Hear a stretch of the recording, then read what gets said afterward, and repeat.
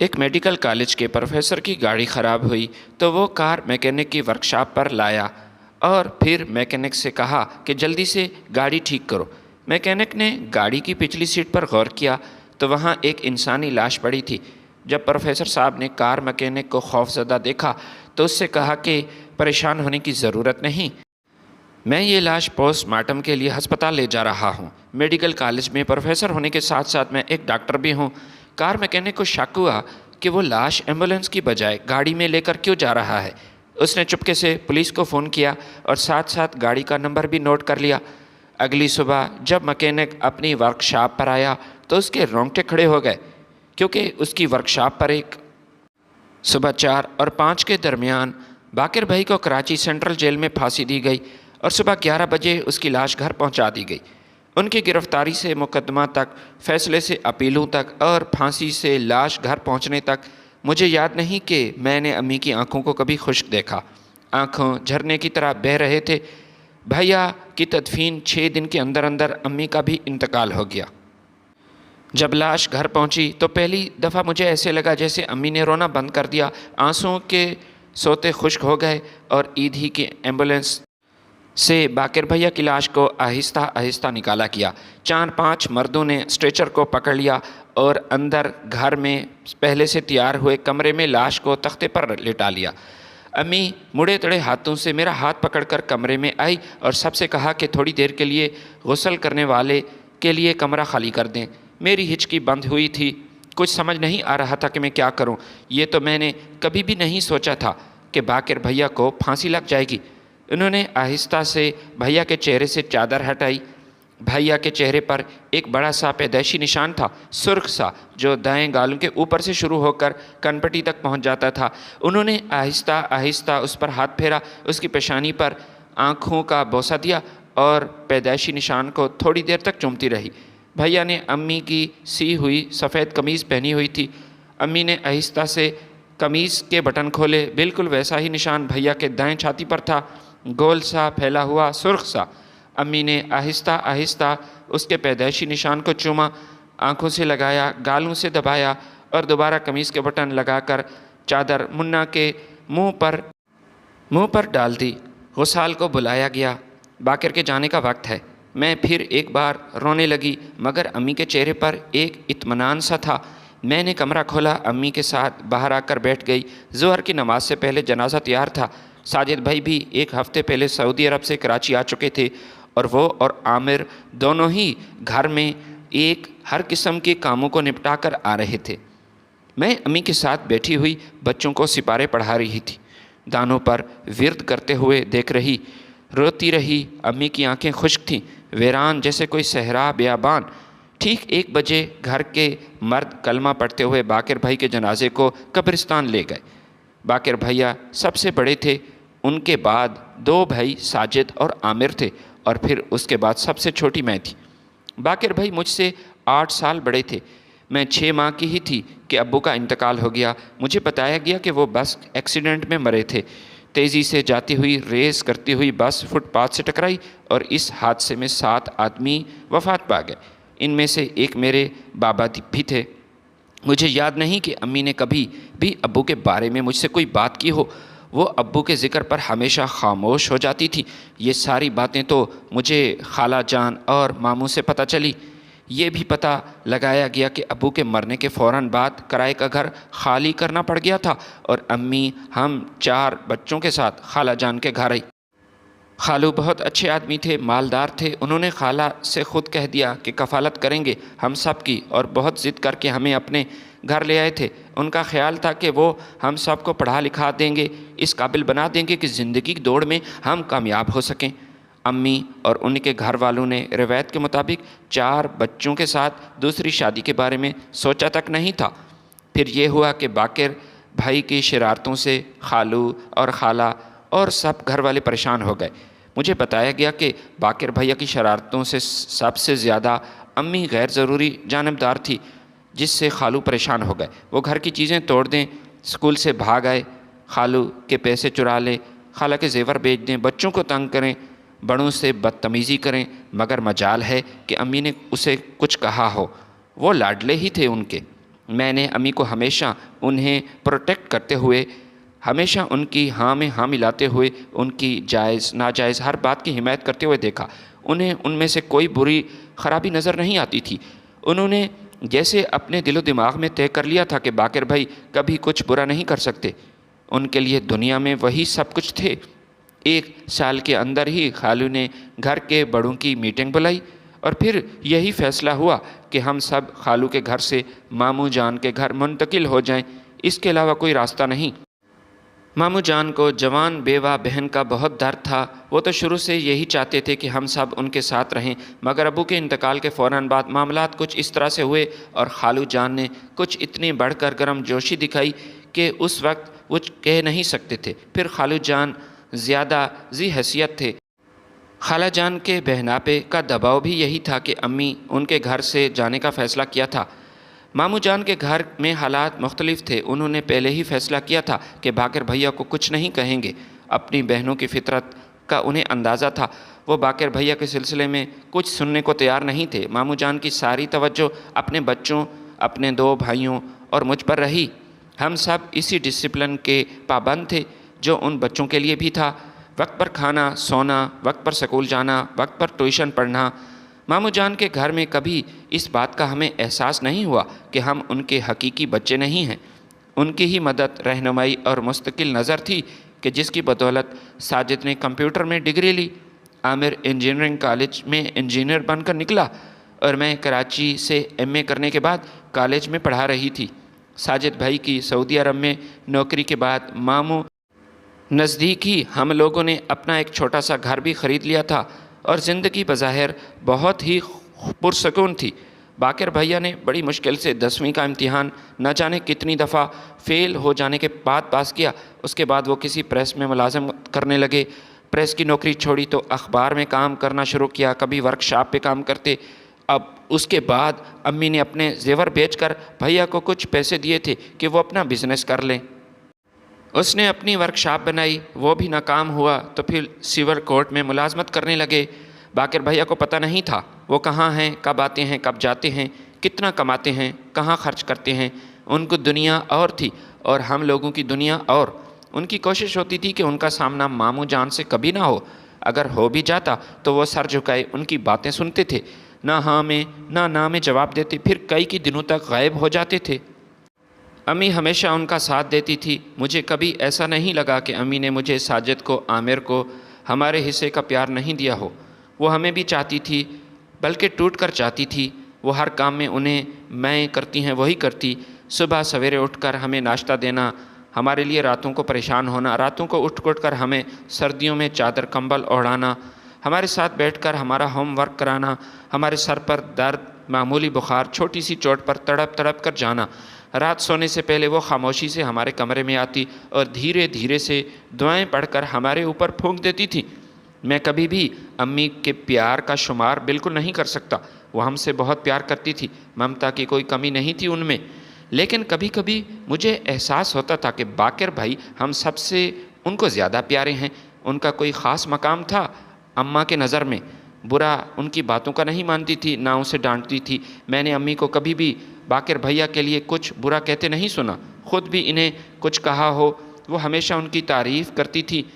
مجھے یاد ہے ایک دن تو غصے میں نے انہیں یہ بھی کہہ دیا تھا، جب ایک دن انہوں نے مجھے شام کو یونیورسٹی کے ایک فنکشن میں جانے سے منع کیا۔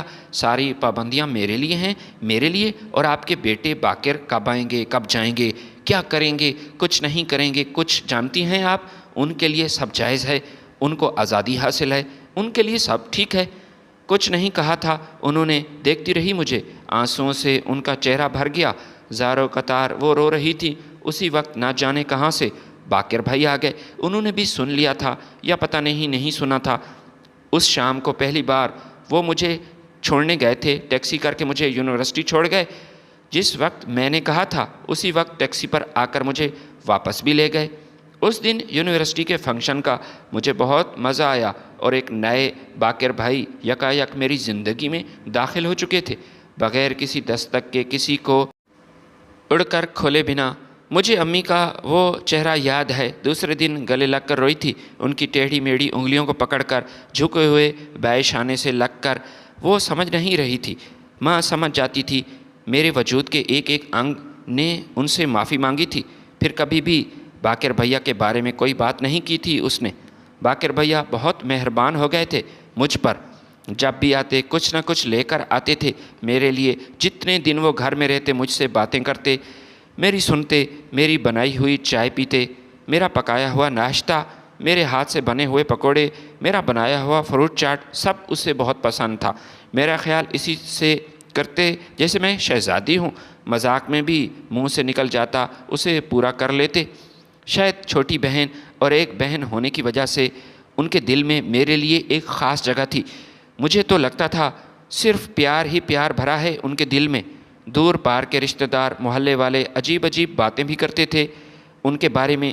کبھی کوئی کہتا کہ یہ سمگلر ہے، پولیس انفارمر ہے، کسی ایجنسی کے لیے کام کرتا ہے، فوجیوں سے رابطے ہیں ان کے، لیاری مافیا ان کے ساتھ ہے، وغیرہ وغیرہ، اغوا تاوان کے دھندے ہیں۔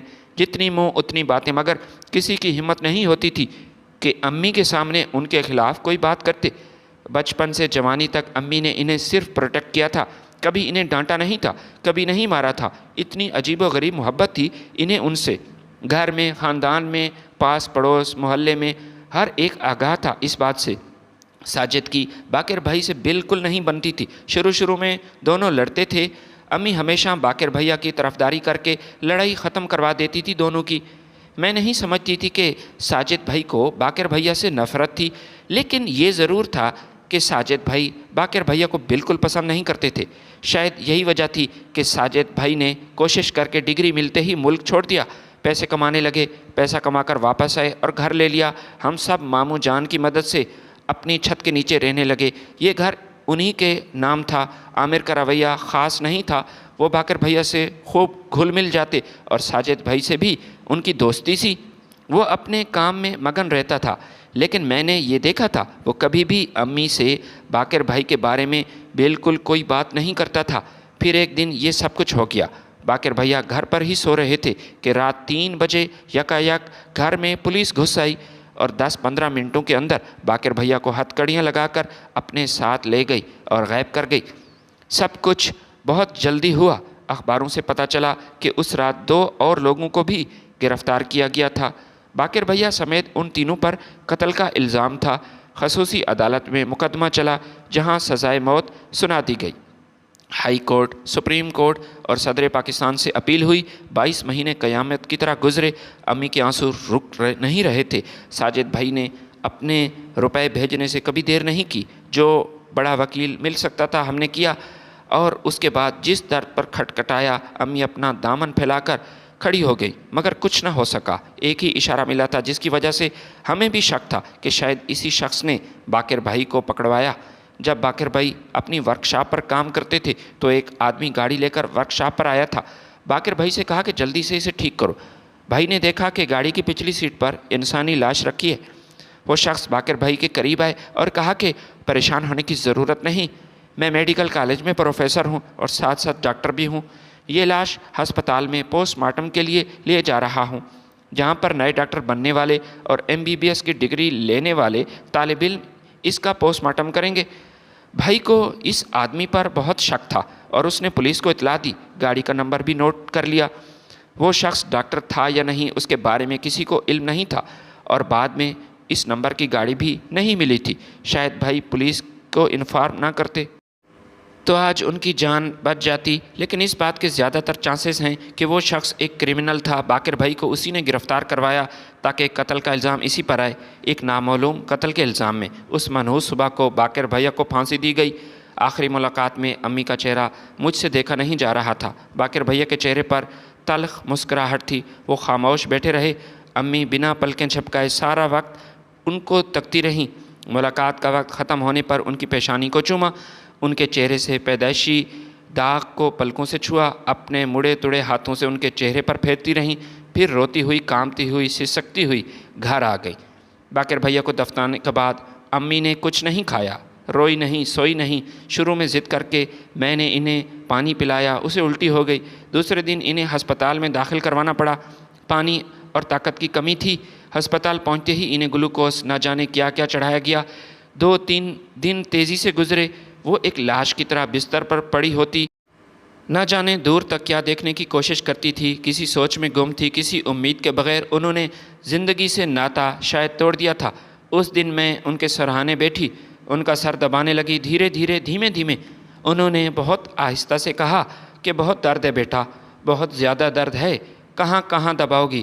سر کو، کاندھوں کو، ہاتھوں کو، انگلیوں کو، پیروں کو، ہر طرف سے درد ہے بیٹا، ہر طرف درد ہے، جسم میں، بدن میں، ذہن میں، روح میں، روح کے اندر نہ جانے کہاں کہاں۔ امی جہاں بولی وہاں دباؤں گی، مگر خدا کے لیے کچھ کھا تو لیں۔ ایسے کیسے چلے گا، ایسے کیسے ہوگا امی جان؟ میں نے التجا کی امی سے، نہیں بیٹا اب میں جاؤں گی، یہ درد اب ختم نہیں ہوگا۔ درد سہنے والا چلا گیا تو اب میرا کیا کام؟ انہوں نے پھر دھیرے سے کہا۔ میں ان کی گردن اور ٹیڑھے دائیں کاندھے کو آہستہ آہستہ سہلاتی رہی، مگر درد ان کے چہرے پر بادل کی طرح چھایا ہوا تھا۔ پھر اچانک آہستہ آہستہ اپنا ہاتھ اٹھا کر انہوں نے میرے ہاتھ میں پکڑا، زور سے دبایا اور پھر کہنے لگی، بیٹی ایسے ہی خوبصورت ہاتھ تھے میرے، ایسے ہی نرم اور گرم گرم انگلیاں تھی میری۔ میں یہ ٹیڑھے میڑے مڑے تڑے ہاتھ اور انگلیاں لے کر بالکل نہیں آئی تھی دنیا میں۔ میرا یہ ٹوٹا ہوا کاندھا بالکل نہیں تھا، میں پوری تھی، سالم، سر سے لے کر پیر تک، ثابت انگلیوں اور انگلیوں کے پوروں سے لے کر جسم کی ہر ہڈی تک۔ میرا سر سالم تھا، میرے کاندھے، شانے سب ٹھیک تھے۔ بیٹے میں تمہاری طرح تھی، بالکل خوبصورت۔ جیسے انہوں نے سرگوشی کی، تھوڑی دیر بولنا شروع کر دیا۔ بیٹا شادی کے پہلے ہفتے سے مجھے ستایا گیا، ہر بات پر مارا گیا، ہر جگہ کہاں کہاں دباؤ گی، کدھر کدھر سہلاؤ گی۔ میں نے محسوس کیا کہ ان کے ہاتھ کپ کپا رہے تھے۔ باقر میرا بچہ تھا، پہلا بچہ۔ تم نے پوچھا نا کہ ایک دن میں کیوں اس کی طرفداری کرتی ہوں، اسے کچھ نہیں کہتی، سب کہتے ہیں میں جانبدار ہوں اس کا کچھ برا نہیں لگتا مجھے، کیسے لگتا؟ میرا باقر پھولوں جیسا، اس کی حفاظت میں نے نہیں کی۔ ساجد کو بچایا، عامر کو بچایا، تمہیں بچایا، اپنے شانوں پر چوٹ کھائی، اپنے بازوں کے سامنے کر دیا، اپنے ہاتھوں کو ڈھال بنایا، اپنی انگلیاں کیں، اپنے شانے چھلوائے، نہ جانے کیا کیا ٹوٹا میرا۔ میں کسی ڈاکٹر کے علاج کے بغیر تم تینوں کو بچاتی رہی، لیکن اس نے تو مار کھائی پیدائش سے پہلے بھی، میری کوکھ کے اندر، میرے جسم کے اندر۔ میں اسے نہ بچا سکی۔ یہ کہہ کر وہ رونے لگی۔ اس نے مڑے تڑے ہاتھوں کو دبایا، پھر آہستہ آہستہ انہیں چومتی رہی، پھر سہلاتی رہی۔ اتنی بے قرار انگلیاں پہلی دفعہ محسوس کی میں نے۔ بیٹا یہ جو باقر تھا میری کوکھ میں، تو میرے شوہر نے کرکٹ کے بلے سے اسے مارا تھا، بالکل وہاں پر جہاں اس کا چہرہ تھا، چھاتی تھی، سر تھا، گردن تھی۔ وہ پیدائشی نشان مستقل درد دیتے ہوں گے میرے بچے کو۔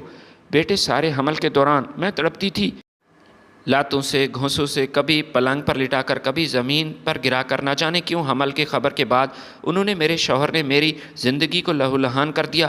میں جوان تھی، بالکل کسی کومپل کی طرح سادہ، تمہاری طرح معلوم کچھ نہ کر سکی، کچھ نہ کہہ سکی۔ وہ مجھے مارتا رہا، میرے ساتھ ساتھ میرے کوکھ کے اندر باقر کو بھی پیٹتا رہا، چوٹ کھاتا رہا، شاید روتا بھی ہوگا، مگر میں ناکام ہوئی اسے بچانے میں، اپنی کوکھ میں حفاظت نہ کر سکی۔ وہ درد لیے گھومتا رہا، کبھی گھر میں، کبھی گھر سے باہر، یہاں تک کہ پھانسی پر چڑھ گیا میرا لال۔ اس کے بعد پھر میں بیوی نہیں رہی، رکھیل تھی، پر میں نے سب کچھ اپنے پر سہا، تم تینوں کو بچاتی رہی میں، کوکھ سے گھر تک، اپنے ہاتھوں کو ڈھال بنا کر، اپنے جسم کو پامال کر کے اس کے مرنے کی دعائیں کرتی رہی، اور رو رو کر میرا باقر درد کے داغ لیے درد اٹھاتا رہا، درد سہتا رہا، اپنی زخمی جسم کے ایک ایک انگ سے اٹھتی ہوئی ٹھیسوں کو جھیلتا رہا۔ اب نہیں ہے، صرف درد ہے بیٹا۔ میں اپنا سر ان کی چھاتیوں پر رکھ کر بے قرار ہو کر روئی۔ مجھے پہلی دفعہ پتہ چلا کہ ماں کی انگلیاں ٹیڑھی کیوں ہیں، اس کے کاندھے ڈھیلے کیوں ہیں، کیوں انہیں میرے باپ نے تشدد کر کے توڑا تھا، پھر وہ صحیح طریقے سے جڑ نہیں رہے۔ ہماری پھول جیسی ماں کو کچلا گیا، توڑا گیا، مروڑا گیا۔ میرے باپ کا ہر ظلم وہ سہتی رہی، اپنے جسم کو قربان کر کے، اپنے آپ کا بلیدان کر کے ہمیں بچاتی رہی، حفاظت کی ہماری، کوکھ کے اندر بھی، کوکھ سے باہر بھی۔